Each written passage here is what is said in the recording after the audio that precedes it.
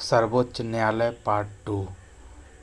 आइए देखते हैं सर्वोच्च न्यायालय सुप्रीम कोर्ट आर्टिकल नंबर 124 से लेकर 147 तक में इस सर्वोच्च न्यायालय की चर्चा है। ठीक है, भारत का सर्वोच्च न्यायालय का बात किया जाए तो यह एक प्रकार का एकीकृत न्यायपालिका है, इंटीग्रेटेड जुडिशियरी है, जो कि यूके इंग्लैंड से ग्रहण किया गया है, जिसमें सबसे ऊपर में सर्वोच्च न्यायालय है सुप्रीम कोर्ट, उसके नीचे उच्च न्यायालय है हाई कोर्ट, और सबसे उसके नीचे जिला न्यायालय है डिस्ट्रिक्ट कोर्ट। ठीक है, सुप्रीम कोर्ट का चर्चा आर्टिकल नंबर 124 से लेकर 147 के बीच में है। आर्टिकल नंबर 124 में सुप्रीम कोर्ट की संरचना का बात कही गई है, जिसके तहत इसका गठन सुप्रीम कोर्ट का गठन 28 जनवरी 1950 को हुआ था, और इसके संरचना में 1+7 है। एक मुख्य न्यायाधीश चीफ जस्टिस ऑफ इंडिया और 7 अन्य न्यायाधीश हैं। ठीक है, आगे बात की जाए कि पहले मुख्य न्यायाधीश कौन है, हीरालाल जे कानिया जी, और वर्तमान संख्या इसकी में सुप्रीम कोर्ट में जज की संख्या वर्तमान में 1+33 है। ठीक है, एक मुख्य न्यायाधीश और 33 न्यायाधीश। 52वें मुख्य न्यायाधीश 14 मई 2025 तक में जस्टिस BR गवई जी हैं। भूषण राम कृष्ण गवई हैं। 91 नंबर के मुख्य न्यायाधीश कौन थे, जस्टिस संजीव खन्ना जी थे। नोट, 28 जनवरी 1950 को सर्वोच्च न्यायालय का उद्घाटन MC सीतलवार ने किया था। MC सीतलवार के बारे में कहे तो ये भारत के पहले महान्यायवादी थे और आज़ाद भारत के पहले विधि आयोग के अध्यक्ष 1955 में MC सीतलवार थे। और 23वें वित्त आयोग के अध्यक्ष कौन है, दिनेश महेश्वरी जी हैं। ब्रिटिश भारत में विधि आयोग के पहले अध्यक्ष 1834 मैकाले।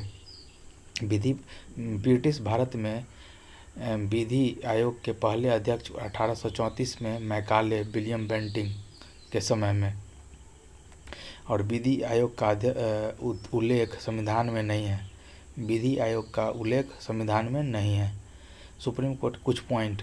सुप्रीम कोर्ट के मुख्य न्यायाधीश का वेतन 2,80,000 रुपये प्रति माह होता है। सुप्रीम कोर्ट में मुख्य न्यायाधीश के रूप में सबसे लंबा कार्यकाल जस्टिस YV चंद्रचूड़ जी हैं 1978 में। सुप्रीम कोर्ट मुख्य न्यायाधीश के रूप में न्यूनतम कार्यकाल 1991 में जस्टिस कमल नारायण सिंह 17 दिन के लिए। सुप्रीम कोर्ट की पहली महिला न्यायाधीश जस्टिस फातिमा बीबी 1889 से 1892 तक। भविष्य में सुप्रीम कोर्ट की पहली महिला मुख्य न्यायाधीश B नगरत्ना जी हो सकती हैं। जस्टिस क्या कहते हैं कि जस्टिस PN भगवती का बात किया जाए तो इनको PIL की जनक कहा जाता है। पब्लिक इंटरेस्ट लिटिगेशन का जनहित याचिका का क्या कहते हैं कि इनको अजनक कहा जाता है। ठीक है, नियुक्ति का बात किया जाए तो सुप्रीम कोर्ट में न्यायाधीश की नियुक्ति राष्ट्रपति सर्वोच्च न्यायालय के सबसे वरिष्ठ न्यायाधीश को मुख्य न्यायाधीश नियुक्त करते हैं। सबसे जो वरिष्ठ न्यायाधीश होते हैं उसको मुख्य न्यायाधीश नियुक्त करते हैं। कौन, राष्ट्रपति, मोस्ट सीनियर जज को। और सर्वोच्च न्यायालय के न्यायाधीशों की नियुक्ति राष्ट्रपति कॉलेजियम की सिफारिश पर करते हैं, जिसमें भारत के मुख्य न्यायाधीश के साथ साथ 4 अन्य वरिष्ठ न्यायाधीश होते हैं। नोट, कॉलेजियम व्यवस्था को समाप्त करने के लिए राष्ट्रीय न्यायिक नियुक्ति आयोग नेशनल जुडिशरी अपॉइंटमेंट कमीशन का गठन 99वां संविधान संशोधन 2015 के द्वारा हुआ था। 2014 में हुआ था और 2015 में आया था। संशोधन अधिनियम द्वारा किया गया जिसे सर्वोच्च न्यायालय ने असंवैधानिक करार दे दिया। NJSC को, NJSC में क्या था कि इसमें 3 लोग कौन थे, सुप्रीम कोर्ट के चीफ जस्टिस ऑफ इंडिया और 2 थे सुप्रीम कोर्ट के अन्य वरिष्ठ न्यायाधीश, 3 हो गए। और 3 कौन थे, भारत के प्रधानमंत्री, भारत के विधि मंत्री और भारत के विपक्ष के नेता, 3-3। ठीक है, और बहुमत के लिए 4-6 होना चाहिए। लेकिन इसको असंवैधानिक करार दे दिया गया। 99वां संविधान संशोधन को एकमात्र ऐसा संविधान संशोधन जिसको असंवैधानिक करार किया गया। और बात करते हैं कि सुप्रीम कोर्ट के न्यायाधीश का कार्यकाल 65 वर्ष की उम्र तक होता है, और सुप्रीम कोर्ट और हाई कोर्ट के न्यायाधीश को हटाने का पावर, रिमूवल का पावर शक्ति संसद का है। हटाने का आधार क्या होगा? 2 होगा, कदाचार, मिसबिहेव, या फिर अक्षमता, इनकैपेटेंसी, ठीक है, इनकैपेसिटी। बात किया जाए कि अगर हटाना है कि हाई कोर्ट या फिर सुप्रीम कोर्ट के न्यायाधीश को, तो इसके लिए क्या करना होगा? प्रस्ताव की शुरुआत किसी भी सदन से हो सकती है।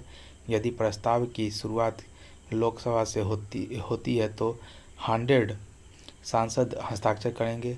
यदि प्रस्ताव की शुरुआत राज्यसभा से होती है तो 50 सांसद प्रस्ताव पे हस्ताक्षर करेंगे। तत्पश्चात विशेष बहुमत से दोनों सदनों में प्रस्ताव को पारित करना होगा, और अंत में राष्ट्रपति के हस्ताक्षर से न्यायाधीश को हटा दिया जाएगा। विशेष बहुमत का मतलब होता है मतदान का 2/3 या फिर कुल का 50% + 1, जो भी अधिक हो। नोट: सर्वोच्च न्यायालय के मुख्य न्यायाधीश को राष्ट्रपति शपथ दिलाते हैं। सुप्रीम कोर्ट का क्षेत्राधिकार, पहला है अपीलीय अधिकार। सर्वोच्च न्यायालय में अन्य न्यायालयों के निर्णय के खिलाफ अपील कर सकता है। प्राथमिक क्षेत्राधिकार, मूल क्षेत्राधिकार, वह केस जो केवल सर्वोच्च न्यायालय में ही सुना जाएगा, जैसे राष्ट्रपति चुनाव विवाद, उपराष्ट्रपति चुनाव विवाद, राज्य विवाद और केंद्र राज्य विवाद। दूसरा है परामर्शदात्री क्षेत्राधिकार, आर्टिकल नंबर 143। राष्ट्रपति को कानूनी सलाह दे सकता है सुप्रीम कोर्ट के चीफ जस्टिस ऑफ इंडिया। चौथा है अभिलेख न्यायालय, रिकॉर्ड कोर्ट, आर्टिकल नंबर 129। सर्वोच्च न्यायालय के प्रत्येक निर्णय को सुरक्षित रखा जाता है। कोर्ट की अवमानना कंटेम्प्ट ऑफ कोर्ट कहलाता है। पांचवा, रीट जारी करना, आर्टिकल नंबर 32 के तहत मौलिक अधिकारों का उल्लंघन होने पर।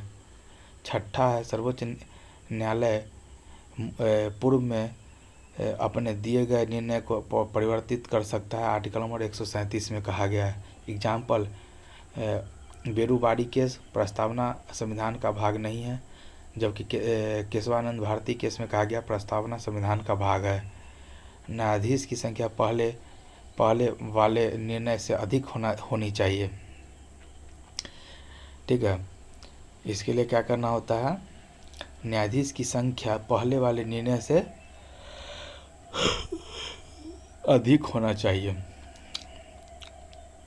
अगला 7वां है पूर्ण न्याय, complete justice, article number 142। Example, राज्य एवं राष्ट्रपति के विधेयक पर अनुमति की शक्ति सीमित करना। यहीं पे यहाँ पे हमारा पार्ट 3 समाप्त हो गया।